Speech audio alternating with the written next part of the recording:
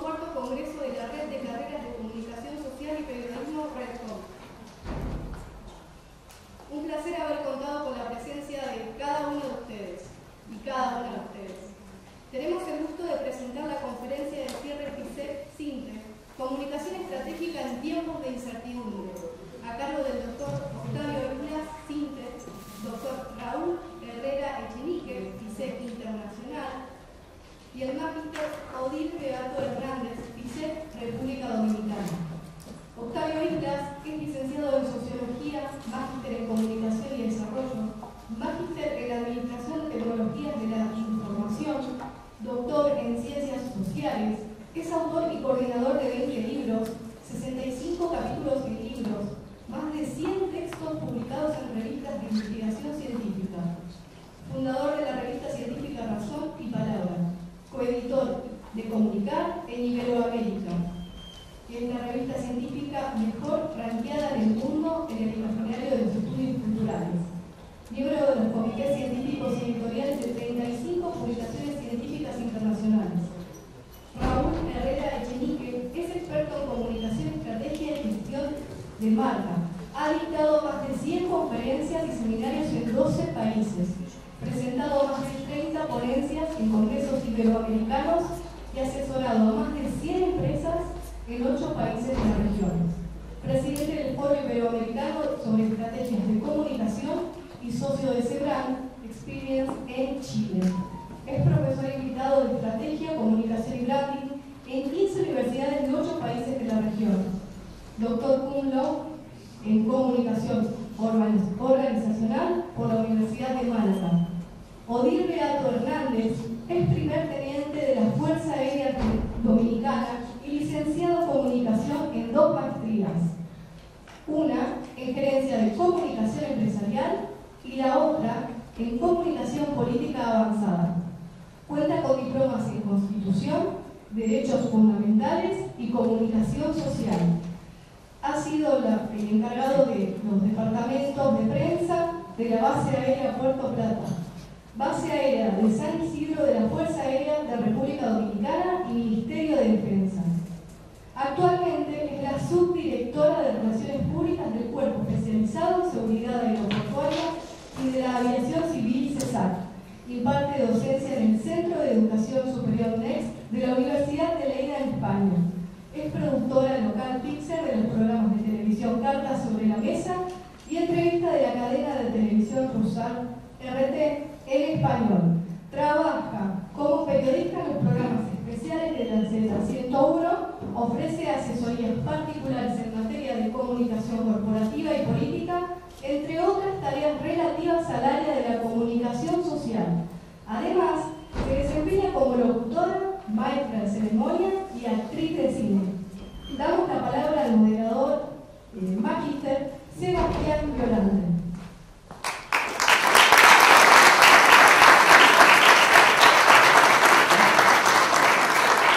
Gracias, Rob. Bienvenidos a todos acá. Bueno, aula llena, es lindo volver a ver las aulas llenas, más desde acá también. Y bueno, agradecer, estamos llegando al cierre, es la tercera jornada, el tercer día, ya con este panel hoy de lujo acá. Saber que estuvimos tanto tiempo durante la pandemia también llevando a cabo charlas. Tuve la oportunidad de estar el año pasado moderando también el cierre de FISEC-SINTE. Y tengo otra vez la oportunidad de hacerlo en persona. Bueno, se resignifica y es lindo también contar con la presencia de todos y todas acá. No lo voy a hacer solo, voy a invitar a Luz Canela Suji a que me acompañe. Digo, es un desafío muy grande hablar con estos 3 exponentes internacionales. Así que a mi lado, secretaria de Investigaciones, presidenta del capítulo argentino de FISEC. Luz, te dejo la palabra.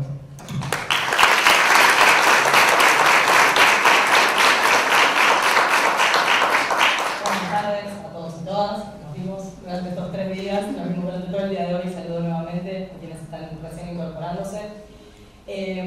Yo una pequeña intervención porque queríamos hacer como una mención a Rafael Alberto Pérez, que es el padre de la nueva teoría estratégica, que nos abandonó hace un tiempito, físicamente, pero sigue estando. Y en realidad Rafael y su propuesta teórica y su propuesta también práctica son la prenda de unidad de alguna manera del CINTE, que es la Cátedra Itinerante de Nueva Teoría Estratégica, y del FISEC, que es el Foro Iberoamericano sobre Estrategias de Comunicación. Así que bueno, la verdad es que nosotros en las primeras jornadas de comunicación estratégica en Lomas, del 2018, lo que hicimos fue presentar la edición del que iba a ser el último libro de Rafael, Estrategar, Vivir la Estrategia, que fue editado por la editorial de nuestra universidad. Somos los únicos que lo hemos logrado editar en papel, y la verdad era un libro que quedó editado en papel. Es un libro súper voluminoso, súper pesado, muy difícil de distribuir para el resto de Latinoamérica y de Iberoamérica, así que de alguna manera es como que nos ha quedado guardado como reliquia. Y es una pena, y era una pena que se perdiera de alguna manera el material físico sin poder compartirse. Hace un tiempo se contactó con nosotros Alejandro, ahí está, muy bien, ahí está. Obi les muestra el volumen del libro. Se contactó con nosotros Alejandro, el hijo de Rafael, para proponernos y pedimos en realidad, ya que somos la única editorial que teníamos el contrato con su padre, para pedirnos la posibilidad de editarlo de manera física y digital en otros países. Por supuesto que accedimos porque somos defensores de que el conocimiento debe circular y de que el conocimiento debe ser distribuido y debe poder ser usado de manera práctica y pragmática, tiene que generar efectos. Entonces, por supuesto que le dijimos que sí, y como contrapartida él nos ofreció la posibilidad de que lo subiéramos de manera digital y en open access, o sea, el acceso abierto, gratuito, en nuestro repositorio institucional. Así que este libro a partir de esta semana está disponible de manera digital en nuestro repositorio, así que lo podemos sumar como bibliografía de cátedra, lo podemos sumar como bibliografía de consulta, y para nosotros y nosotras es un gran honor poder hacer esto. Alejandro, perdón, nos mandó un video porque quería participar de alguna manera en ese espacio, así que...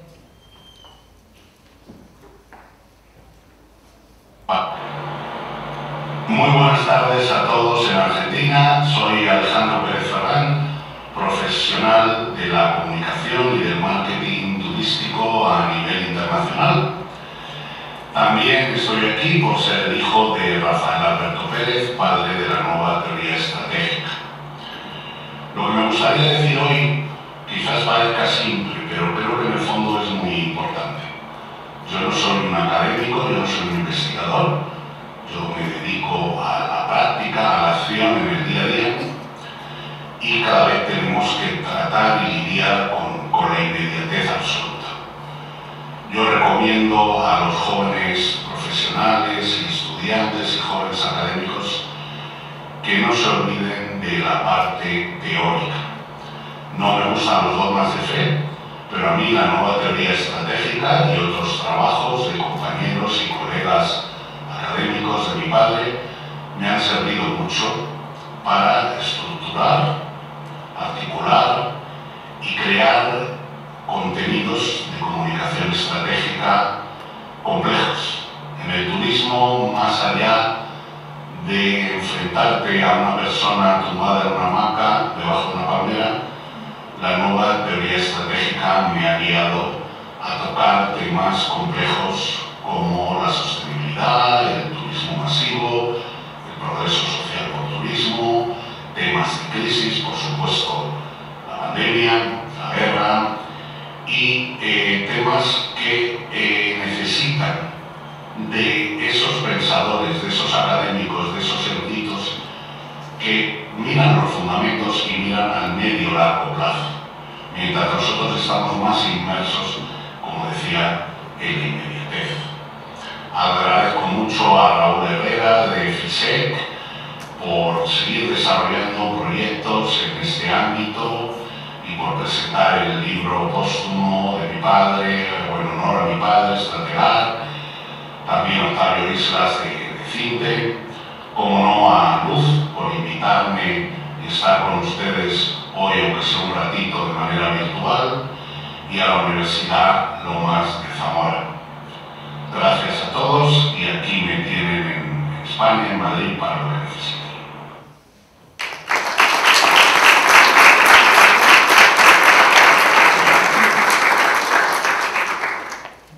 Dicho esto, damos comienzo oficial y formal al panel de FISEC Sinte. Bienvenidos y bienvenidas. Bueno, vamos a tener una dinámica de diálogo. ¿Sí? La idea es dar alguna pregunta y que puedan ir dialogando con nosotros. Y ahora, pensando en que estamos hablando de tiempos de incertidumbre, y escuchamos recién el hijo de Rafael Alberto Pérez, y que también estamos hablando de la nueva teoría estratégica, por ahí un poco preguntar cuáles son los desafíos, ¿no?, de enseñanza desde lo metodológico de la comunicación estratégica hoy. Quien quiera puede empezar.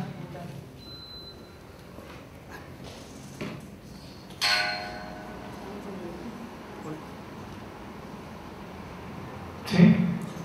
Bueno, miren, primero que nada, privilegio estar con ustedes. Entre tanta gente que puede estar ocupando este espacio, el hecho de poder estar aquí, dialogar, escucharles, conocerles, sentirles, ¿por qué no?, es maravilloso. Entre tanta gente que puede estar aquí, y seguramente dirían cosas tan inteligentes, tan divertidas, mejores que lo que podríamos decir nosotros. No sé si ustedes tuvieron la sensación de que el siglo XX prácticamente se extendió 20 años más, hablando de la relatividad del tiempo, Einstein, y finalmente con la COVID y con la muerte de la reina Isabel realmente comienza el siglo XXI. Entonces es uno de los primeros puntos que me gustaría destacar. Durante la pandemia algunos advertimos pues una aceleración dolorosa del tiempo histórico.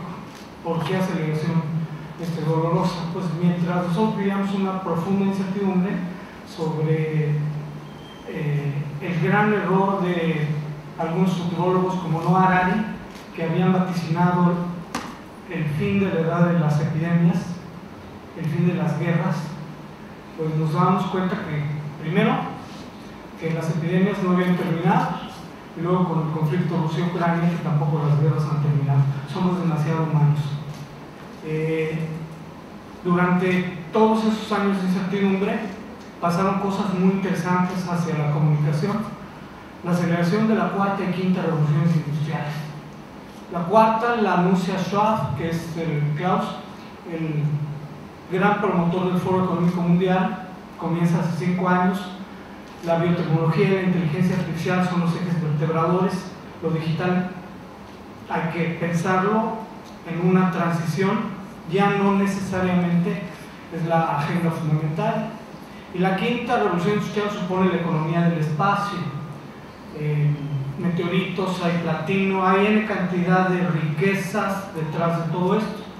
Y en el imaginario transhumanista, la posibilidad de conferir vida a lo inorgánico, está la disyuntiva de que nuestra especie se convierta finalmente, si es que no hagamos con el planeta antes, que de hecho gente como Michio Kaku, que es uno de los grandes físicos, el gran referente en teoría de las cuerdas, que nos habla de que no vivimos en un universo, vivimos en un multiverso, que significa que hay 10 universos por lo menos posibles. Hay cálculos bien interesantes sobre todo lo que les estoy comentando. Entonces algunas personas comenzamos a reflexionar, bueno, ¿qué ocurre con esta nueva comunicología, que es el nombre correcto de la ciencia de la comunicación, que tenemos que reubicar nuevamente? Y bueno, pues en el mes de octubre, hace un año, Mark Zuckerberg por ahí presenta el cambio de nombre de Facebook a Meta y nos anuncia el advenimiento de los metaversos. ¿Qué vendría después? En un momento dado, las redes sociodigitales, planteaban algunas personas, y pues uno de los escenarios posibles pues era precisamente el metaverso. No es el único metaverso, hay en Roblox, hay en hay en cantidad de alternativas a lo que nos presenta Zuckerberg, pero dialogando ahora sí con áreas de comunicación estratégica, la IAB, profesionales, la Interactive Advertising Bureau. Empezamos a analizar que lo que se presenta es un escenario renovado para la comunicación estratégica aplicada. Y digo aplicada porque realmente el reflexivo de la comunicación estratégica va más allá de lo pragmático, ¿no? nos instalamos en la perspectiva de que puedes utilizar la teoría matemática de la información para poder explicar el Big Bang y el desarrollo de nuestro universo, por lo menos, ¿no? Y en un momento, esos intercambios entre moléculas, partículas, energía que hicieron posible el universo, el desarrollo de la vida en nuestro planeta, finalmente competen a otro imaginario comunicológico que tiene que trascender la trampa de la cultura. La comunicación no se agota en la cultura, va mucho más allá de la cultura. Y instalándola con las supercuerdas, pues todo lo vivo comunica. ¿Sí? Todo lo que tiene vida en un momento dado comunica. La tesis de Kaku es que en toda la materia, la antimateria, la materia oscura, hay vibraciones. Les voy a presentar lo que es un theremin, que es un aparato musical, que tú nunca, quizá lo recuerden, de Big Bang Theory. Es un aparato que tú nunca tocas con los dedos, sin embargo, a partir de las vibraciones genera sonido. También a través de un formidable telescopio Hubble fue posible escuchar los sonidos que emiten los agujeros negros. Entonces, ¿qué ocurre? Pues la nueva agenda en la que tenemos que transitar los comunicólogos, una agenda renovada, es pensar si esas vibraciones no representan un lenguaje del universo. Nos hemos ocupado tanto de la comunicación humana que quizás hemos desatendido el lenguaje, la comunicación de los animales, que Manuel Martín Serrano lo entendió perfectamente. La importancia de la paleontología de la información. Por otra parte, el tema de las cuerdas es alzar los ojos, mirar el firmamento y ver que somos tan miserables, tan pequeños, que hay exoplanetas y que necesitamos comunicarnos pues, con todo eso. Era una cuestión de chamanes, ¿no? Siempre formó o debió formar parte de una agenda de comunicología compleja que le permitiría además reinstalar con mucha dignidad la nueva comunicología para conversar con la física, la química, las matemáticas y no seguir estando determinados por la mirada obtusa de la sociología, que tanto daño le ha hecho a la comunicación, dicho sea de paso. Bueno, entonces, con el metaverso, ¿qué es lo que ocurre?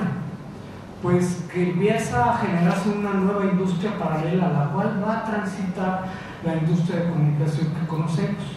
Hace algunos años Tim Berners-Lee, el creador de la web, estableció una reflexión interesante.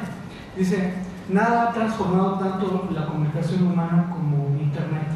Lo dijo con humildad, porque en realidad es la web lo que en un momento dado transformó la comunicación humana. Y el metaverso, ¿qué posibilidad abre? Imagínense ustedes que entran a una puerta donde están dentro de Internet. Eso está ocurriendo. Y mientras algunas agencias de relaciones públicas, de comunicación organizacional, de comunicaciones internas, siguen pensando en las crisis, patrocinadores, lo típico de una agenda que hemos venido trabajando desde hace 40 años y muy poco se ha avanzado. Entonces, me parece que durante la cuarentena, durante la pandemia, durante la COVID-19, ocurrieron cambios muy acelerados de los cuales no estábamos del todo conscientes. Esos cambios no nos piden permiso, no demandan que se actualice finalmente la Academia de Comunicación para que nos comience a atender y explicar. Y no en un momento dado comentamos el mismo error de la década de los 90. Yo tuve mi equipo de trabajo en el TEC de Monterrey hizo el sitio web de la Presidencia de México, de la Cámara de Diputados, de la Cámara de Senadores, de Pemex. Sí, no fue gente de informática, de ciencias computacionales, pero gente que estudió ciencias de la comunicación. Y mis colegas obtusos que decían en ese entonces, Internet es una moda, las redes sociodigitales son una moda, es algo transitorio. Una anécdota muy rápida, ya cedo la palabra. Alguna vez en un debate en CIESPAL, una profesora de la Universidad Andina me inquietó, me dice, oye, ¿por qué hablas tanto de McLuhan? Por una parte, y por otra parte, pues, ¿qué tienen que ver los algoritmos? Dije, a ver, mira, hablo de McLuhan porque desgraciadamente para ti es el filósofo de la comunicación, Web of Science o Scopus, más referido. Y más referido más allá del campo o el imaginario mismo de la comunicología. Y número dos, hablo de algoritmos porque resulta que Facebook y Google en última instancia son algoritmos. Y ellos han modificado cualquier variación, por ejemplo, las que realizó el equipo de Zuckerberg en 2017, modificaron los hábitos de consumo culturales, el estilo de vida de miles de millones de personas en el mundo. La proliferación de los discursos de odio, lo que Frances Haugen, la garganta profunda de Facebook, dio a conocer el año pasado, que detonó la peor crisis en la historia de Facebook, que investigaciones internas de Facebook a través de Instagram demostraban que las niñas eran propensas a la bulimia, a la anorexia y al suicidio, y el comentario, la respuesta a las mismas investigaciones internas de Facebook de Zuckerberg es: déjenlo, no cambien los algoritmos, esas niñas son una mina de oro, miserable sujeto, ¿sí? Entonces, pues todos estos cambios es esta nueva puerta abierta compleja que representa el metaverso, es lo que van a tener que estudiar los próximos meses, años, a una velocidad rapidísima, para que no sean mercadólogos, para que no sean otros, sino sí comunicólogos con una profunda mirada humana, los que tomen decisiones sobre el sentido que debe admitir el metaverso, ¿sí? Que no es la gran panacea. ¿Contra qué estamos compitiendo muy rápido? Contra sistemas de inteligencia artificial. Qué lástima que no les pude presentar una bicicleta inteligente. Rápido el caso de mi hijo. Mi hijo estudió sistemas computacionales en el TEC de Monterrey y durante 3 años consecutivos ganó el primer premio latinoamericano de Google por un algoritmo que diseñó para prevenir el Zika, entonces que no tiene vacuna. Entonces primero lo modeló en algunos estados de México y luego varios países. Terminó trabajando en Google, es experto en inteligencia artificial, está en Seattle, y me envía un video muy sencillo de una bicicleta que la tiras y no se cae, que en un momento dado puede rodar sola. Es decir, es una bicicleta inteligente con la cual nos vamos a comunicar. O sea, el nuevo escenario es que te vas a comunicar con objetos, sistemas, ambientes inteligentes, ¿sí?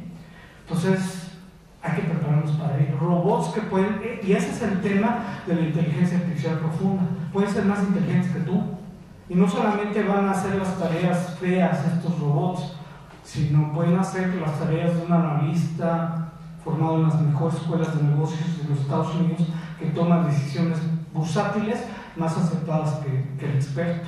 Cirujanos que ya no aplican cirugías asistidas por robots, sino es el robot el que ha desplazado al cirujano más especializado, porque el margen de posibilidad de error es muchísimo más reducido que el que puede tener en un momento dado un humano. Vamos a prepararnos para ello, comunicarnos con esos objetos, con esos ambientes, con esos entornos inteligentes y con muchos otros retos que supone el imaginario transhumanista, que no está tan distante. Si ustedes analizan las agendas digitales de una cantidad de países, no hay preocupación por la ciberseguridad. Yo creo que tú vas a hablar de ello. La semana pasada hackearon la Secretaría de la Defensa Nacional de México, un grupo guacamaya de hackers, y extrajo 5 terabytes de información, con información sensible sobre la salud del presidente de México, como en un momento dado también del estado real del panorama del narcotráfico en el país, donde el 50% del territorio nacional ya lo domina el narcotráfico. Microsoft, otro flashazo para generarles preocupación, angustia, la necesidad de prepararse mejor contra lo que van a competir. Microsoft despide durante la pandemia a todo su equipo de comunicación y relaciones públicas, y a través de sistemas expertos inteligentes comienza a realizar las tareas de los comunicólogos. Yo pienso que tenemos que seguir siendo indispensables. No me imagino un mundo gobernado por máquinas insensibles, por determinado tipo de entornos mucho más inteligentes, que quizá tomen decisiones con mayor precisión, exactitud y pertinencia que tú, pero no decisiones humanas.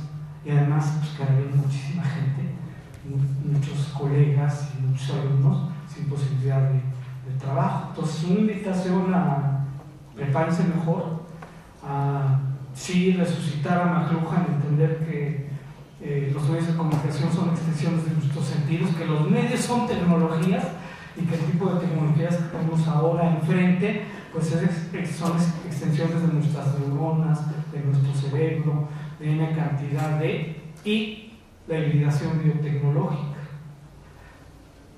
Un último detalle: el Sapiens no ha terminado de evolucionar. Nadie dijo que ya acabó de evolucionar el Homo sapiens.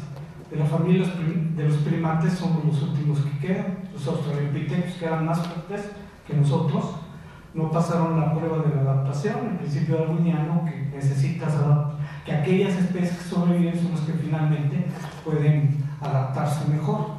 Hay un concepto bien interesante que utiliza gente como Reinhold, que es el verdadero referente, por ejemplo, en narrativas transmediáticas. A veces utilizamos a los latinos como referentes. No, ellos leyeron a gente como Reinhold, nada más que a veces no leemos en inglés y creemos que la originalidad radica en nosotros. Sí, en algunos campos, en nueva teoría estratégica, sin duda alguna, un gran referente original es Rafael Alberto Pérez. Ya quisieran en cantidad de gringos, británicos, suecos, asiáticos leer lo inteligente que plantea Rafael. Jesús Galindo, ingeniería en comunicación social. El concepto de ingeniería en comunicación, utilizar la comunicación para cambiar sistemas, resolver problemas, es bien interesante. Por cierto, la metodología perfecta para la nueva teoría estratégica. Bueno, lo que iba, para concluir, que ya se me fue la idea. Estaba anclado. No, siempre un placer escucharte, y justamente te confesaba hace un ratito que te estaba estoqueando en académico, y ahí veía que estaba llegando a las 2000 citas en el académico, y también que uno de tus primeros escritos del año 94 tenía que ver con internet y las nuevas comunicaciones, ¿no? Cómo cambiaba la comunicación internet, y es un poco lo que contabas recién, que te sacaron a la yugular todos cuando escribías eso, y cómo tu equipo fue trabajando en México con los sitios web presidenciales y todo eso. Te agradezco mucho. Voy a pasar la palabra a Odil para preguntarle sobre pandemia y la óptica de las relaciones públicas. Bueno, la verdad es que, tomando en cuenta que soy militar, es un atrevimiento yo hablar primero que Raúl. Pero como tú eres el moderador, te voy a obedecer, y es un honor también estar en medio de dos personas que he leído bastante, y esto nos manda un mensaje, porque eso es la comunicación, todo comunica. O sea, estar aquí una joven de 35 años que es máster en comunicación política y comunicación corporativa, con dos personas que son autores de muchos libros, y que, bueno, ya ustedes escucharon a Octavio y luego van a escuchar a Raúl y van a entender. Pero nos damos cuenta principalmente ese cambio que ocurre en la comunicación, ese avance y esa hambre que tenemos de comunicar bien, de hacer las cosas bien y seguir avanzando. Ahí es que se da el turismo académico que te mencionaba, como las veces que he viajado fuera de la República Dominicana ha sido por capacitaciones. Primero cuando fui a México, a Espacio Televisa, luego a Cuba, al Instituto José Martí, para estudiar periodismo 2.0, que ya eso, nadie habla de eso ni siquiera. Luego en Bogotá, cuando tuve la oportunidad también de compartir en FISEC, y ahora en Argentina. O sea, ¿y cuántos de los que estamos aquí hemos viajado para estar en RedCon? Entonces, lo primero que nos preguntamos es, ¿para qué sirve la comunicación? O sea, lo primero que debemos preguntarnos, ¿para qué sirve? Si cuando dices en casa que vas a estudiar comunicación, tus padres te dicen, ¿para qué vas a estudiar eso? Todo el mundo comunica. Cualquiera puede ir a la televisión, cualquiera puede ir a la radio, cualquiera puede escribir. Y bueno, luego vienen las redes sociales y te das cuenta que cualquiera puede generarte una crisis en materia de relaciones públicas y en cualquier materia, porque mencionaba el tema de la ciberseguridad ahora y qué nivel de crisis. Entonces, siempre andamos buscando como esa respuesta, ¿por qué nos metimos en esto? Entonces, es ahí que decimos, ¿para qué servimos los comunicadores? Que en principio era periodismo y ya, Entonces se creó la comunicación social, que engloba un sinnúmero de especialidades donde cada quien decide por la rama que se quiere ir. Y en esa medida en que decides irte por una rama o por la otra, entonces pasa lo que deba pasar. Decías ahorita acerca del COVID y de lo que pasó con la pandemia, y acerca de eso estoy segura que mientras sigamos resistiéndonos al cambio, el cambio va a ser el rey de las sorpresas, porque ya se hablaba de la educación virtual, pero todos nos resistíamos a la educación virtual. Una reunión virtual, eso era como que un insulto. Entonces tuvo que venir una pandemia a enseñarnos que sí era posible una comunicación virtual. Y así han nacido todas las ramas de la comunicación que conocemos, porque así nacieron las relaciones públicas, en otros lugares se llama comunicación audiovisual, comunicación corporativa, comunicación política, y así seguirán naciendo ramas de la comunicación mientras nos estemos rehusando a estudiar lo que viene, porque esta no es una carrera estática, esta es una de las carreras más plurales que existe, porque cada vez que viene una nueva aplicación, un nuevo tipo de herramienta tecnológica, tenemos que actualizarnos y aprender cosas nuevas para continuar sobreviviendo en esta carrera. Entonces, anoté algunas cositas para que no perder el hilo contigo, y hablaba de que, por ejemplo, en el caso de la comunicación, vemos que un abogado puede venir aquí, poner una cámara y está comunicando a la sociedad. Un médico, cualquiera que haya estudiado otra carrera. Pero un comunicador no puede ir a un estrado a defender a nadie, y mucho menos puede entrar a una sala de cirugía a curar a nadie. Entonces, todos decimos, mira, pasa eso, pero ninguno nos preocupamos por delimitar nuestra carrera y por defenderla, porque estamos pensando, siempre lo mismo, tenemos alguna pesadez, y los que son más vivos en ese sentido son los que más agarran los beneficios de la comunicación, porque deciden emprender o desarrollar algo que pueda cubrir una necesidad en la sociedad. Otro punto es que en la comunicación se aprende creando. La comunicación, como te decía anteriormente, no es estática. Siempre hay algo nuevo, por eso entonces estamos haciendo el turismo académico, de que según vamos a un país o a otro aprendemos algo diferente y llegamos al país nuestro y lo implementamos de una manera diferente. Justamente eso pasa con las nuevas teorías estratégicas. Siempre son nuevas, porque siempre hay una estrategia nueva, una forma diferente de hacer las cosas. La inmediatez también. Vino Twitter y nos enseñó a decir las cosas en menor cantidad de palabras. Y las mismas redes sociales nos han enseñado que o lo dices rápido o no lo leo. Entonces tenemos el reto de comunicar, pero de comunicar bien. O sea, todos comunican, pero no todos comunican bien. Entonces, en materia de relaciones públicas, todos nacemos personas, pero nos convertimos en personajes y construimos personajes en materia de relaciones públicas. O sea, eres una persona normal, pero de repente, si trabajas en relaciones públicas, tienes que vender tu imagen. Porque ¿cómo vas a vender la imagen de un funcionario o de una persona determinada que quiera proyectarse a nivel de relaciones públicas si ni siquiera sabes vender tu propia imagen?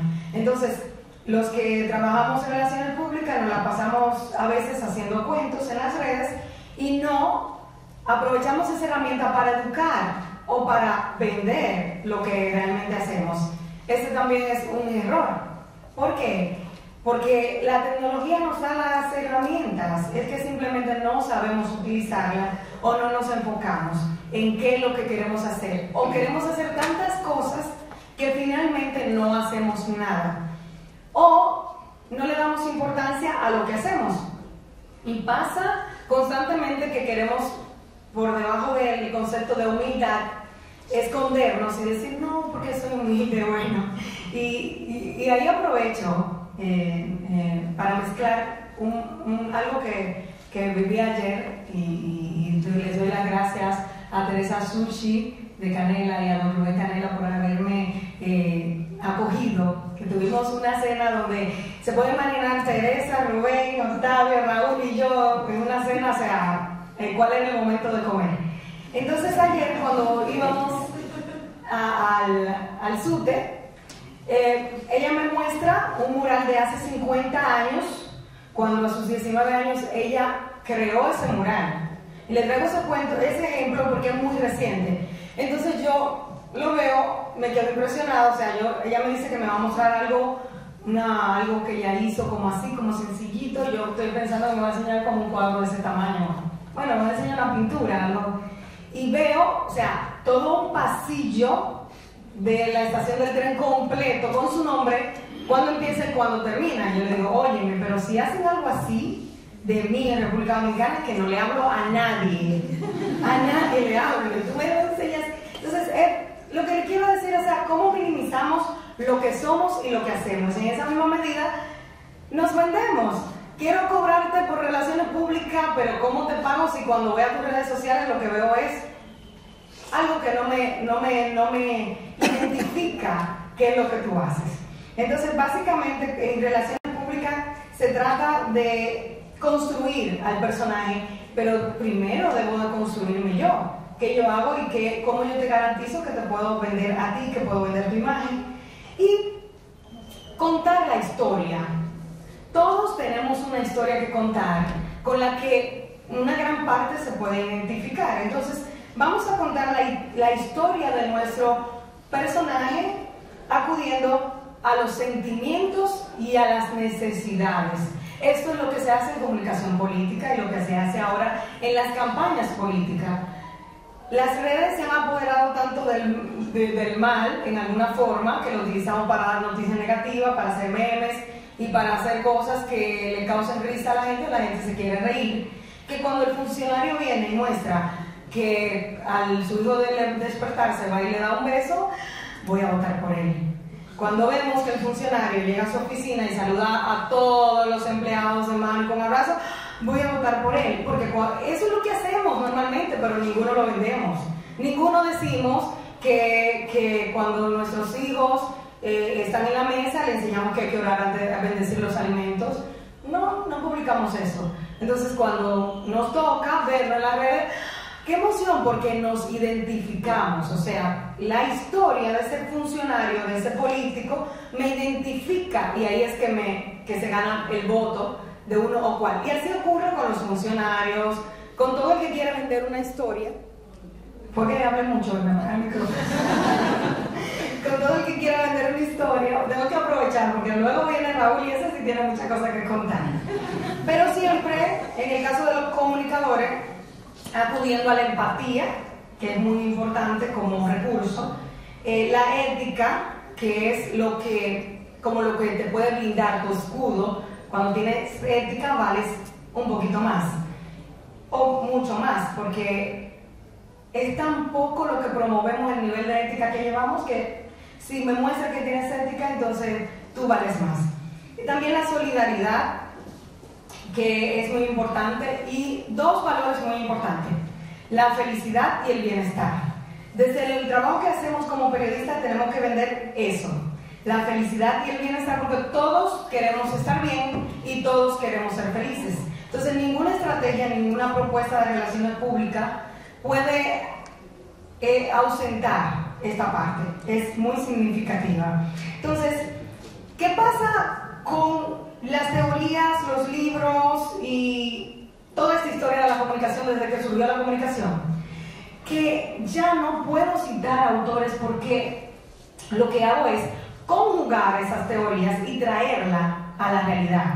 O sea, no puedo ahora estar citando específicamente a ciertos autores porque algunas cosas que funcionaron ayer ya no funcionan hoy, justamente porque la tecnología y las herramientas que se desarrollan a través de la tecnología no me permiten que las cosas sean estáticas, sino más bien que sigan hacia adelante. Y estamos aquí y deberíamos estar pensando qué va a pasar mañana, qué va a pasar, cómo va a ser el próximo retcon y dónde, y por qué y para qué. Entonces decimos, bueno, pero si ni siquiera sé qué voy a cenar esta noche, ya voy a estar pensando, sí, así es la comunicación. Entonces, los comunicadores dejemos el pesimismo y pongámonos a crear.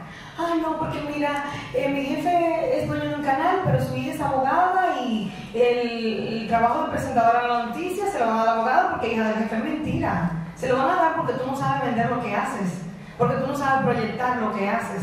Entonces, si no lo vendes tú, ¿quién lo va a hacer por ti? ¿Vas a pagar a un relacionista público para que venda tus relaciones públicas? No. Entonces, por ahí que va la cosa. Entonces, hablábamos ahorita, y para que no tengan que preguntarme, porque si acaso Raúl se apodera, de la gestión de crisis. En cuanto a la gestión de crisis, eso es mejor prevenir. O sea, lo que estoy diciendo ahora mismo. Si trabajas en una institución, tienes que ir pensando por dónde te puede atacar el usuario.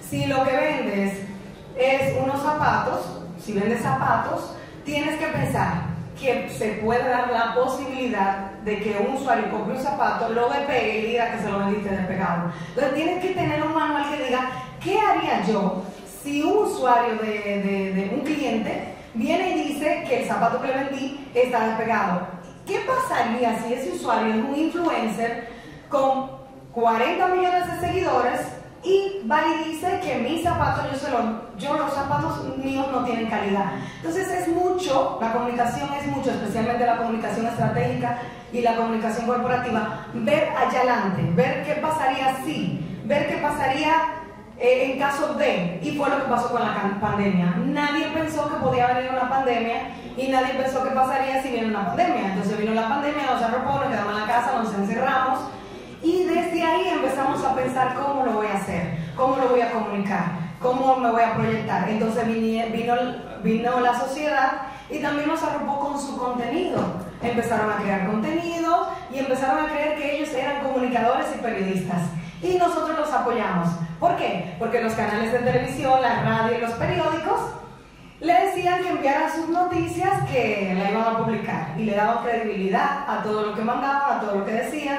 La gente eran reporteros. La gente empezó a utilizar sus redes sociales para proyectar su imagen, para proyectar su realidad, y nosotros nos quedamos de brazos cruzados. Entonces eso pasa mucho con las crisis. Casi finalmente, ninguna verdad es absoluta, al menos en comunicación. Quizás en medicina hayan verdades absolutas porque hay prácticas que se practican de esa manera sí o sí, pero en comunicación no. En comunicación ninguna verdad es absoluta porque simplemente tú hoy dices que es rojo y yo ahorita lo entro en agua y lo convierto en rosado y digo que es rosado, y si sé vender mi verdad, posiblemente el rojo desaparezca y ahora no existe, es rosado. Mismo pasa con el lenguaje inclusivo. Cuando yo llego aquí es un impacto para mí escuchar el lenguaje inclusivo porque en mi país, cuando utilizas ese lenguaje, o sea, eres de la parte rebelde que está... Entonces, y mientras que aquí lo van usando normal, ahorita yo llego y lo utilizo y simplemente empiezo a influir en personas de mi entorno y esas personas influyen en personas de su entorno, y cuando venimos a ver, por el hecho de Odile hacer turismo académico en Argentina, llevó a República Dominicana algo de transculturación porque justamente la comunicación es transversal. Finalmente les comparto algunos apuntes que hice justamente en esta jornada. Los medios de comunicación tradicionales están haciendo un ejercicio de resistencia mientras se van integrando e insertando dentro de las nuevas herramientas de comunicación. ¿Qué le quiero decir con eso? El periódico es digital, y en algunos países se sigue tirando el periódico impreso, pero sabemos que en algún momento no va a existir lo impreso. Sin embargo, estamos aprovechando ese hueco que nos va dejando ese espacio para seguir tirando el periódico, en lo que seguimos perfeccionándonos respecto de cómo vamos a hacer la comunicación mañana, de cómo va a ser, con tanta brevedad, con tanta noticia, con tanta información. Y por eso a veces nos quedamos rezagados y decimos, ¿qué puedo comunicar yo si todo está dicho? No todo está dicho. Mañana puede ser uno de ustedes, de los que están aquí, quien pueda crear la nueva forma de comunicar. Y nace aquí, en una inquietud que se llama Redcom, donde todo el mundo está atento y donde lo que más nos interesa estamos aquí presentes. estamos en la era de la información. Tú puedes manejar la proyección de tu imagen a través de la información que quieres dar. Eso es lo que quiero dejarles. Nos quejamos de las noticias negativas. Por ejemplo, hoy vi en un periódico digital que decía lanzan a una persona, como que lanzaron a una persona a las rieles del tren en Nueva York y que a otra persona murió en una situación parecida. Cuando vas a leer la noticia, en el tercer párrafo dice que los que estaban ahí lograron sacar al señor y que no murió, y no menciona a la mujer que supuestamente murió en una situación similar. Y todos vamos a leer la noticia porque nos interesa ver qué pasó. Pero en la parte del periodismo, que algunos decimos, ay, el periodismo está relajado, cualquier periodista, tenemos un gran reto. Sí, necesariamente tenemos que crear titulares que llamen la atención para lograr que el lector lea el texto, pero tampoco hay que exagerar, porque eso juega mucho con la credibilidad. Toda persona es responsable de construir su personaje a través de su personalidad. Nadie puede decir lo que tú quieres que la sociedad sepa de ti. Tienes que decirlo tú. Por eso pasa que cuando una pareja se separa, dicen, ay, pero yo lo veía tan lindo en las redes sociales, pero qué lindo se veía, parecía el hombre perfecto, la mujer perfecta. Pero ¿qué pasa? Obvio que cuando se pelean no van a hacer un video y lo van a subir la gente normal, porque claro, lo que quieren llamar la atención lo hacen. Pero es que lo que tú quieres vender de ti lo tienes que decir tú, como tú lo quieras decir. Ya lo que otro quiera venir a investigar o suponer son sus problemas. Ahora, en comunicación, en relaciones públicas, en comunicación corporativa, tanto como en tu imagen personal, el dueño eres tú. Tú dices lo que quieres, tú cuentas la versión de tu historia, la que tú quieres que se sepa, pero cuéntala y hazla saber. Y finalmente, para concluir, eso lo aprendí de Octavio, que se sepa. La comunicación tiene el trabajo de construirse a sí misma, día a diario.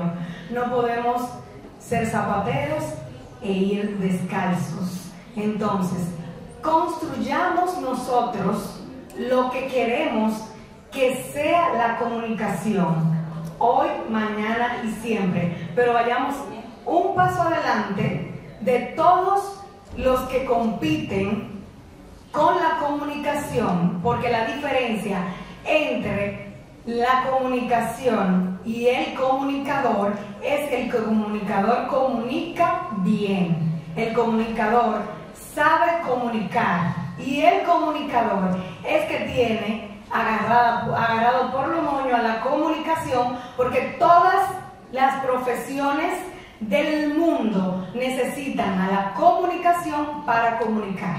Muchas gracias.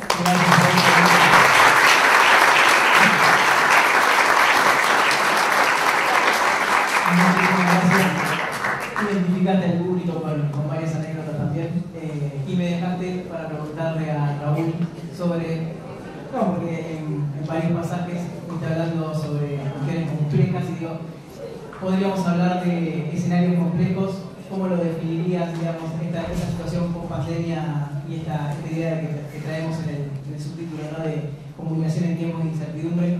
¿Cómo se relaciona con estos escenarios complejos? Muy interesante la pregunta, porque es un tema que parecía de la academia, que parecía teórico, ¿no? Los famosos ambientes VUCA o VICA, ¿no? Volátil, incierto, complejo, ambiguo. Y la pandemia nos enseñó que era lo más aplicado que había. Es decir, una crisis multidimensional, ¿no? Un ámbito que era la salud, que se suponía estaba supeditada a todos los otros ámbitos, incide en todo el resto de nuestras vidas y se nos mete en nuestras casas, ¿verdad? Un bicho que se supone se podía aniquilar con el lavado de manos y el uso de barbijos, como dicen aquí en Argentina, es capaz, es capaz de derrotar la economía mundial. En Latinoamérica, de acuerdo al PNUD, del Programa de Naciones Unidas para el Desarrollo, gracias a estos 2 años de pandemia tenemos 20 millones de nuevos pobres, ¿no? Y y se nos mete en la economía, se nos mete en la política, se nos mete en los aspectos tecnológicos y se nos mete en nuestras casas, ¿verdad? ¿A qué se referiría la complejidad entonces, de acuerdo al profesor Morán, uno de los creadores de este concepto? A la dinámica de interacción de los actores de un sistema. Un sistema es la Facultad de Ciencias Sociales de la Universidad de Lomas de Zamora. Un sistema es la carrera de Relaciones Públicas de la Facultad de Ciencias Sociales, ¿verdad? O la carrera de Trabajo Social, o la carrera de Publicidad, o la carrera de Audiovisual, y si se me olvida otra, me les pido disculpas, ¿verdad? Por lo tanto, la complejidad tiene que ver con la dinámica de interacción, y ese es otro elemento que deberíamos estar estudiando, que es cómo interactuamos entre los seres humanos. Y de ahí conecto con la nueva teoría estratégica, que es el cuarto paradigma de la estrategia. Nos cuenta Rafael Alberto Pérez, el creador de la nueva teoría estratégica, que nos dejó en diciembre del 2019, ¿verdad? Estuvimos juntos aquí, estuvimos juntos en esta misma universidad en 2018 lanzando su libro, me recuerdo en otro auditorio, ¿verdad? Estuvimos junto a Gustavo. Y plantea Rafael que históricamente la comunicación era muy buena para la estrategia, porque servía para difundirla.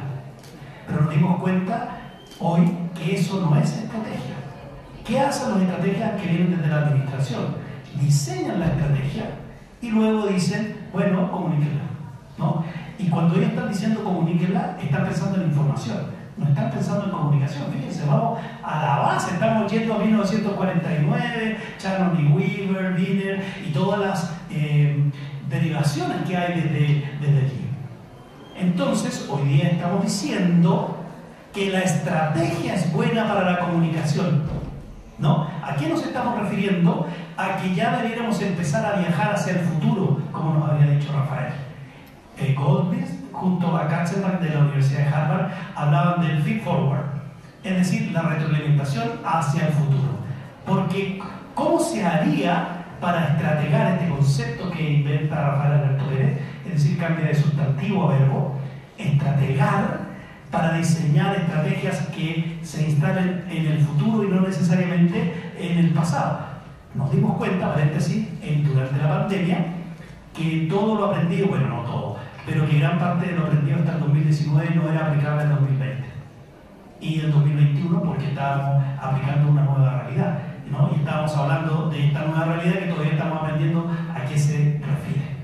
Y entonces, para diseñar esto, había una técnica que ya lo habíamos enunciado en el 2014 con el profesor Rafael Alberto Pérez, y hablábamos de el paradigma emergente para la co-construcción y transformación de la realidad. ¿Y qué es lo que es co-construir? Es construir y articular con el otro y desde el otro, ¿verdad? Que se opone al concepto de Baudrillard, ¿verdad? Que hablaba de sociedades del simulacro. Es decir, hagamos hartos estudios, ¿verdad? Hagamos hartas mesas de trabajo y después hagamos lo que a mí se me da la gana, ¿verdad? Parecía que vivimos bastante en la sociedad del simulacro hoy día. Por lo tanto, co-construir es construir con el otro y desde el otro, es decir, trabajamos juntos y hacemos lo que hoy se denomina coopetencia, no competencia, coopetencia, es decir, yo compito con Odil y compito con Octavio, pero colaborativamente, en pos de generar algo superior, ¿no? Por lo tanto, yo no tengo que competir con una trabajadora social o con un comunicador audiovisual, o con un publicista, o con un periodista, o con un relacionador público. Yo puedo colaborar, ¿no? Ya lo habría dicho en 1955 John Nash, trabajemos con la teoría de juegos de suma 1 o menos 1, no de suma 0, como lo habrían dicho sus profesores Borel. Me explico esta cosa tan rara que está diciendo este profesor. Teoría de juegos de suma 0 son teorías de juegos distributivos. ¿Qué significa? Todo lo que tú ganas, yo lo pierdo. O todo lo que yo pierdo, tú lo ganas. Siempre nos va a dar 0. Por lo tanto, ¿quiénes serían los mejores estrategas desde esa visión? ¿No? Aquellos que son más astutos o astutas para llevarse el trozo más grande de la torta. Y eso significa absoluta competitividad. Alguien gana y alguien pierda. ¿Qué es lo que dice el profesor John Nash? Que después de 20 años le dan el premio Nobel por esa locura, ¿no? El profesor John Nash tenía esquizofrenia. Entonces sus profesores cuando planteó esto le dijeron, bueno, está en su periodo de alza, ¿no? Parece que el niño le falló, dijeron los profesores. Él decía que los juegos pueden ser más útiles, es decir, en un juego de negociación yo puedo colaborar. Se volvió loco, no tenía esquizofrenia. Puedo colaborar, dice el profesor John Nash. Es decir, los actores de un juego de negociación nos podemos poner de acuerdo para agrandar la torta, de manera que esa torta nos alcance para todos, o llevándonos el mismo trozo de torta, como la torta es más grande, igual nos toca más. Pero también puede ser menos uno, dice el profesor Nash. Es decir, cuando en un juego de negociación todos sabemos que vamos a perder, también nos podemos poner de acuerdo para tratar en conjunto de perder lo menos posible, ¿no? Allí hay elementos entonces que se están desprendiendo de esta lógica de la nueva teoría estratégica. 4 pasos que propusimos en aquel momento y que después complementamos con la segunda patita, ¿no? Con el profesor Rafael Alberto Pérez, que fue repensar la estrategia desde la comunicación. Pensando en la comunicación como un espacio de intercambio y una interfaz relacional. Ya no es transmisión de emisor-receptor, porque entre paréntesis recuerden que en 1949 los laboratorios Bell contratan al profesor Shannon y Weaver, pues en realidad contrataron a Shannon, y Shannon invitó a su profesor Weaver, ¿no? Buen alumno que invita al profe a mejorar la cosa, y después se integra Proran, ¿verdad? Para mejorar las líneas telegráficas de Nueva York, que ellos nunca estaban pensando en personas, ¿verdad? Por lo tanto, cuando repensamos desde la comunicación, estamos repensando desde una lógica de resignificación, ¿no? Y reorientación hacia el sentido, ¿no? Cada vez que uno dice algo, se supone que generaría algo en el otro. Y vamos a otro concepto que es la comunicación generativa. Para explicar, a ver si es más fácil, se lo tomo prestado a un profesor que decía que la comunicación es como el beso. Pero no es el beso a tu padre, a tu madre, a tu hermano. Este es un beso apasionado, ¿no? ¿Qué genera un beso apasionado, ¿no? Con tu pareja? ¿Qué genera? Genera una reacción en el otro. Y esa reacción que genera en el otro vuelve a generar algo en ti que puede producir un cambio en ti que a su vez va generando algo en el otro, ¿no? Vamos cambiando mutuamente a partir de las interpretaciones y, como diría Octavio, las vibraciones que vamos generando, ¿no? que vamos articulando, ¿no? Y ahí se cumple la teoría, ¿no? De la proxémica, que mientras más permites cercanía a ti, tiene que ver con la emocionalidad, ¿no? Cuando hay ese espacio largo, es un espacio de formalidad, espacio público. Con mi padre yo no tengo ningún problema de andarlo abrazando, ¿no? Pero a no ser que me dé la posibilidad de hacerlo, yo no voy y abrazo a cualquier persona, ¿no? Yo abrazo a mis hermanas siempre, pero no voy caminando por la calle abrazando a la gente, ¿no? Hay un espacio que uno va construyendo. Por lo tanto, hay procesos de significación y sentido, y hoy hablamos de interfaz, ¿no? Interfaz, tomando lo prestado del tema digital. Entonces la interfaz, que lo podría definir mejor el profesor Octavio Isla, tiene que ver con ese espacio de relación que te permite, con una cancha que te permite. Pero lo que decía el profesor Isla, tenemos que conocer y comprender la cancha. Si tú no comprendes la cancha, ¿cómo vas? Bueno, puedes jugar en la cancha, pero una cancha que yo no conozco, obviamente me va a generar más problemas en el juego y la trama de la vida, como diríamos hoy en día. Y luego, ¿no? Llegamos a estrategar, vivir la estrategia, ¿no? Que se desarrolla aquí en esta universidad por el profesor Rafael Alberto Pérez, quien propone que finalmente estrategar es vivir la estrategia. Nosotros viviríamos estrategando. Y para estrategar, aquí ya un dato, 4 pasos, ¿no? 4 pasos muy concretos para estrategar. Primer paso, diseñar futuribles. Una estrategia no está en el presente, eso es un plan, ¿no? Una estrategia no es un conjunto de acciones, una estrategia no es una planilla Excel o un Word con tabla donde dice objetivo, descripción, responsable, presupuesto, no, eso es la acción. Por cierto, una estrategia que no está bien diseñada y no está apalancada por un conjunto de acciones seguramente no va a funcionar. Diseñar futuribles, que viene de la perspectiva, es decir, ¿dónde me quiero posicionar yo en el futuro? ¿Y qué es lo que espero que mis audiencias piensen sientan y digo de mí. Puede decir de mí como persona, Odil Octavio, ¿verdad? Puede ser de mí como empresa, cualquier empresa comercial, de una organización, una universidad, etc. Segundo, hago un análisis de cuál es la percepción que tienen de mí. Si yo, por lo tanto, tengo claro cuál es el presente y tengo ya soñado el futuro, se establece inmediatamente lo que se denomina la brecha, es decir, la diferencia entre el real presente y el futuro idealizado. Ojo, ese futuro idealizado no es con los ojos cerrados, es con los ojos abiertos. Por lo tanto, lo que tengo que hacer es co-construir para comprender la cancha en la que voy a funcionar. Tercer elemento, ¿no? Son 4 hermanos el joven. Tercer elemento tiene que ver con cómo tejemos la red, ¿no? Los seres humanos trabajamos, ¿no? A veces más individualmente, otras veces no tan individualmente, pero a través de redes. El concepto de redes ya existía, no es una cosa nueva, existía desde la historia de la red. Claro, hoy día le pusimos tecnología, ¿no? Pero dado que existe la tecnología y que existen las redes humanas y las redes sociales, bueno, tenemos que poner atención a esa interacción. Por lo tanto, profesor Morán, dinámica de interacción entre los actores del juego, ¿verdad? Y cuarto, cómo somos capaces de transformar la realidad. Y la realidad se transforma, al menos, bajo 2 perspectivas. La realidad factual, que tiene que ver con la gestión, es decir, qué tenemos que mejorar, qué tenemos que seguir haciendo bien, qué tenemos que mejorar y qué tenemos que mejorar aquello que hacemos mal. Pero también la realidad se mejora trabajando la percepción.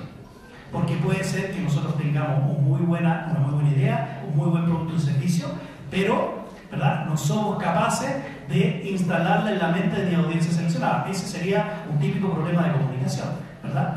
Falló toda la estrategia, falló el canal, etc. Ahí ustedes tienen diferentes pasos para esta lógica. ¿Qué es lo que viene a hacer la nueva teoría estratégica para cerrar? Viene a proponernos una visión más hermenéutica, ¿no? La nueva teoría estratégica como una propuesta también de formación y de ponernos alerta a no entregar soluciones absolutas, porque hasta los estrategas que vienen del mundo de la administración dicen que si cambia el contexto, ellos hablan de mercado, debería cambiar la estrategia, ¿no? Por lo tanto, atentos a comprender, primero, ¿no? Atentos a comprender. Segundo, propone una estrategia humano-relacional, homo-relato le llamamos con un profesor peruano, el humano-relacional, ¿verdad? Humano, incorporando la complejidad de los seres humanos. Somos seres multidimensionales. Históricamente se nos enseñó, por lo menos a mí, que los hombres o los seres humanos, cuando digo hombres estoy hablando de seres humanos, ¿no? Los seres humanos seríamos personas racionales que tenemos a veces emociones. Y hoy nos dimos cuenta con sendas investigaciones ya en 1927, el profesor Elton Mayo en Hawthorne, en Estados Unidos, hace una investigación y comprueba que hay efectos motivacionales y psicológicos en la productividad y en la motivación de los seres humanos. Y hoy está más que claro, uno podría citar unos 20 estudios tranquilamente, en que dice que los seres humanos somos seres emotivos que tomamos decisiones a veces racionalmente. De hecho, la neurocognición, el neuromarketing, descubrió que los seres humanos, ¿verdad?, tomamos decisiones emotivas y experiencialmente. Y hoy entonces estamos diciendo que comunicar ya no es solo transmitir información, sino que tiene que ver con cómo gestionamos las relaciones emotivas y cómo gestionamos, ¿verdad?, las experiencias de los seres humanos. Y por último, relacional, porque somos seres que nos conectamos o nos conectaríamos. Y ahí está la buena noticia, y que la pandemia del COVID-19 dejó mucho más claro. Podrán decir lo que quieran de los comunicadores y las comunicadoras, pero si no hubiera sido gracias a la comunicación, ¿cómo lo habríamos pasado en el COVID-19? ¿No? Por lo tanto, la comunicación ya se instaló. Ahora lo que deberíamos explicar es cómo le damos el giro para explicarnos, porque hoy día estamos viviendo a una nueva geografía, ¿no? A una nueva geografía, y por lo tanto, como dijo Korczynski, hay que tener mucho cuidado porque el mapa no es el territorio. Y por esto finalizo, y no voy a hacer pasos finales. ¿Quién era Korczynski? Partió siendo un teniente del frente ruso de Primera Guerra Mundial, 1914. se le da durante la noche una instrucción, se le da una instrucción al teniente, a un colega de ODIR, se le da al teniente Korsinski la orden de avanzar y se le entrega un mapa. ¿No se recuerdan la guerra de trincheras? Se le da una orden de avanzar y capturar 1000 metros. No alcanza a andar 10 metros y todo su batallón cae en una zanja. Por suerte no muere nadie, pero sé que eran brazos, manos, pies, y todos pensando que había sido el enemigo. No había sido el enemigo, habían sido las zanjas. Y cuando caía, ¿no?, en la zanja, el teniente Korsinski se preguntaba: ¿qué fue lo que pasó si a mí me dieron un mapa y yo obedecía al mapa? Se dio cuenta que el mapa no necesariamente es el territorio, porque ese mapa no tenía actualizado el territorio. Cuidado, señores y señoritas, que hay que estar actualizando constantemente el mapa, ¿no? El teniente Korsinski después se nacionalizó estadounidense y se transformó en un gran filósofo y pensador. Muchas gracias, Raúl.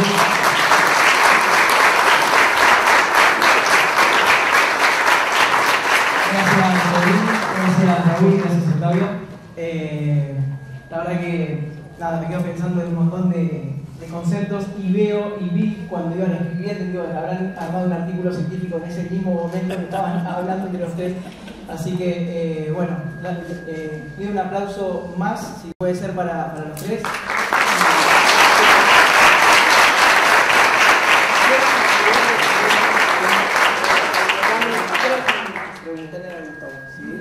Me dan 3 minutos para terminarlo. 3 minutos.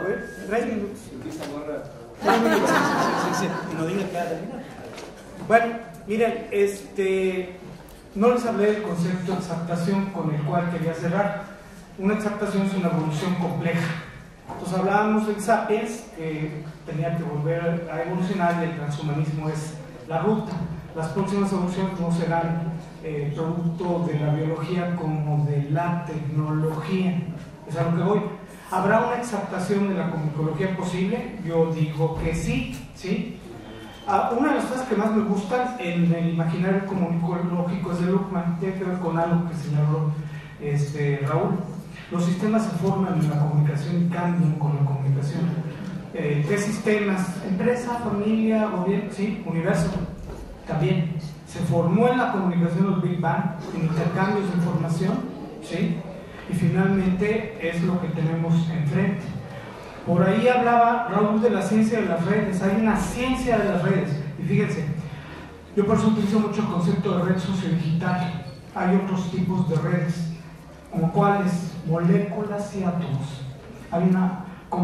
Hay sistemas complejos de transmisión de información e intercambios en moléculas y los átomos, en el mundo atómico.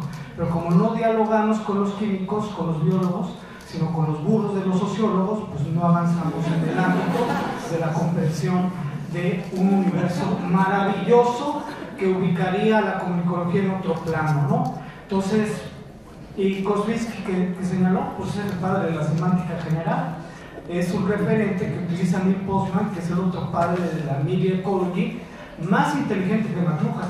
Mucha gente cree que McLuhan es el principal referente de la media ecology. Sí, para quien no sabe. En realidad es Neil Postman, que desde el concepto de ambiente ya hay ambientes atómicos, ambientes universo, ambientes metaverso y muchos otros que hay que estudiar. ¿Saben quién es Lynn Miquela? Lynn Miquela es un avatar que tiene vida. Genera varios millones de dólares al año. Es un avatar, algo que no existe, pero que existe. Se utiliza para muchísimas campañas. Entonces, ¿qué viene adelante en las redes sociodigitales? Pues viene metaprosumidores. Vamos a trabajar con avatares que en un momento dado son los nuevos influenciadores.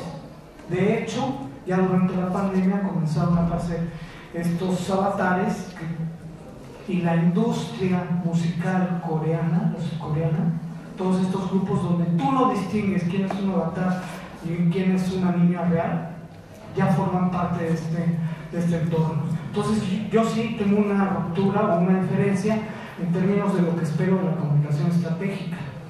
Yo la ubico más allá del humano en la comunicación con máquinas, con ambientes, con el universo, en una perspectiva muchísimo más compleja.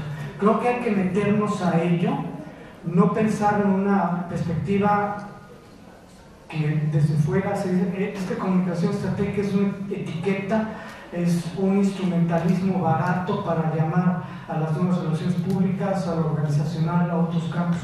Si hay algo que puede asegurar la exaltación de la comunicología para dialogar con las ciencias duras de tú a tú, con las matemáticas, la química y la biología, es la comunicación estratégica. Va por ahí el asunto. Gracias.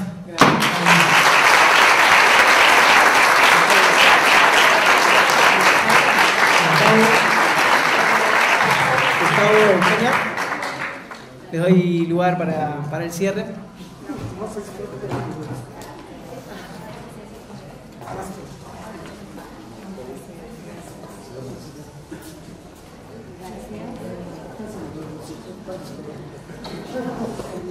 Y para hacer la foto final con el grupo, faltó. Bueno, a todos decirles que nos pueden seguir en las redes sociales porque sabemos que quedaron con un poco de inquietudes. Pues la idea era que hacer preguntas y todo esto, pero mis redes sociales, @odinbeato en Twitter y en Instagram. Raúl le va a dar la vez. Bueno, la del tablo. No, yo estoy en WhatsApp. A mí me gusta la 3 más 593, ya que 3, 3, 4, 6, 7, 9. Gracias, Chávez.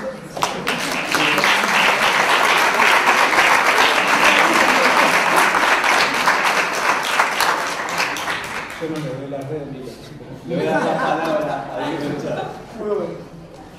No, bueno, buenas tardes, brevísimo. Acá decía Octavio, hay distinto tipo de redes. Nosotros tenemos una que está cerrando su congreso en el día de hoy. Estamos muy contentos, sobre todas las cosas. Felicitarles a todos los que y a todas quienes hicieron posible este encuentro. Siempre es un esfuerzo enorme en toda una previa que es bastante compleja para esto, para planificar, para hacer perspectiva, para hacer estrategia, para poder pensar cómo es, y nunca terminamos de saber lo que va a ser el Congreso hasta que sucede, y es un esfuerzo enorme, pero también es una alegría inmensa transitarlo y llegar al final. Así que bueno, felicitarles a todos, a todas, agradecerles en la figura de Gustavo, agradecerle a todas las facultades de Ciencias Sociales de la Universidad de Lomas de Zamora, y en mi caso como presidente saliente de la Redcom, también en nombre de toda la red. Ayer estuvieron todos directores y directoras de unas 30 carreras reunidas en asamblea. Luego esto hizo que ya se empiezan a dispersar, y la nueva presidenta tuvo que viajar, así que les transmito las disculpas de parte de ella, que es Aixa Boykens, de la Universidad Nacional de Entre Ríos, que va a asumir entonces el desafío, y junto a ella la va a acompañar Eugenia Herrero, a quien le voy a dar la palabra, que es la nueva secretaria, flamante secretaria de la Redcom. Así que de nuevo, bueno, gracias y felicitaciones.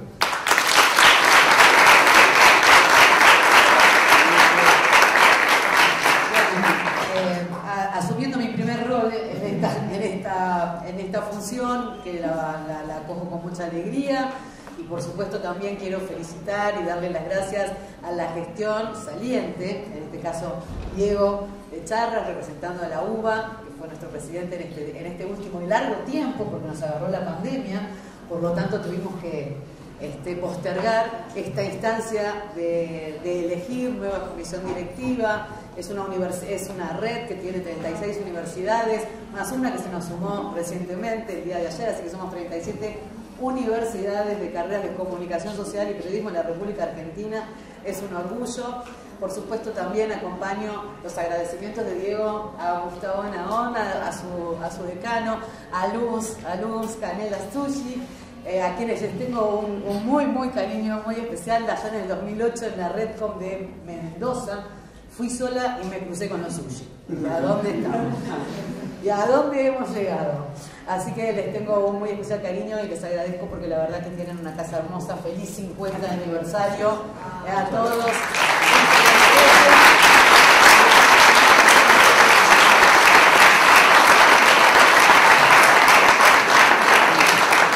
Y quiero decirles que ese fue el motivo por el cual decidimos que esta sea nuestra sede, volviendo a la presencialidad. Tuvimos 2 años de pandemia y de congresos virtuales, ¿no? Otra de las cosas también a las que nos hemos acostumbrado, a esas charlas, a esas mesas virtuales, etcétera. Así que simplemente agradecerles. Y el año que viene, le damos la primicia. Sí, claro. Sí, porque ahí decía Odil, dale. Si Redcom tiene que pensar el futuro, ¿no? Exactamente. Como el ejemplo, tenemos sede para el Redcom 2023 en La Rioja y Chilecito, y para 2024 en la Universidad Nacional de Tucumán, y para 2025 en la Universidad Nacional de Moreno. Así que miren si pensamos a futuro. Bueno, voy a cerrar rápido. Este vértigo que nos impuso Redcom, que ahora está cerrando, está atado también a la dinámica que tiene esta facultad. Ahora nos vamos de acá e inicia inmediatamente un encuentro sobre educación en el conurbano que va a estar encabezado por el director de Cultura y Educación, Alberto Sirioni. Así que también estamos a las corridas. Pero no quería dejar de agradecerles a Diego y a la gestión saliente, que les tocó la difícil tarea de conducir Redcom en un escenario atípico, excepcional, difícil, y lo hicieron muy bien, muy bien. Siempre defendiendo las banderas que a nosotros nos representan en comunicación, en democracia, en pluralidad. Así que estamos muy felices de esta etapa. Y el federalismo, por supuesto, que está muy bien representado justamente en el recorrido de estos encuentros que acaba de nombrar Diego, ¿no? Chilecito, La Rioja, Tucumán, y volvemos al conurbano, el Moreno. Bueno, y en el caso de Eugenia, que es una amiga de la Universidad Nacional de La Matanza, también nuestro conurbano va a estar muy bien representado en la red en la etapa que se inicia junto a ICSA. A ustedes, como docentes, funcionarias, funcionarios, a Luz, que junto a Pablo se puso al hombro la organización de la Redcom, por supuesto con un equipo de docentes, de no docentes, de estudiantes que voluntariamente lo hicieron posible, a nuestros docentes que nos acompañaron durante estas 3 jornadas, y a cada una y a cada uno de ustedes, a su escucha atenta, a la participación que tuvieron, ¿sí?, para desarrollar con éxito estas jornadas que a nosotros nos llenan de felicidad. Son parte de este histórico cincuentenario. Ustedes, todas y todos, somos parte de la celebración de este histórico cincuentenario a través de la Redcom. Así que muchas gracias a todas y a todos.